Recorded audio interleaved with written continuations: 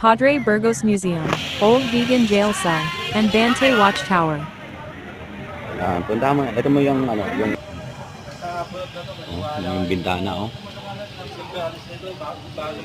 Ang tawag sa bintana na to, guys, ito, bentanilya. Binabubuksan yan. Baga, yan yung labasan ng hangin, pasok, labas-pasok.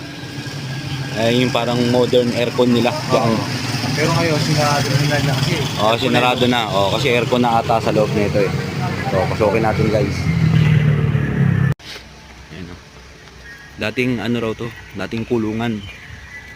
Lumang kulungan. Tapos dito raw pinanganak si Elpidio Quirino sa loob ng kulungan.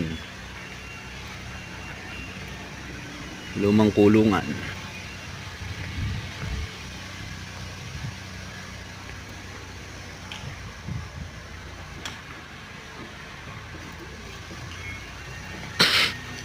Tingnan natin yung historical marker. Provincial jail.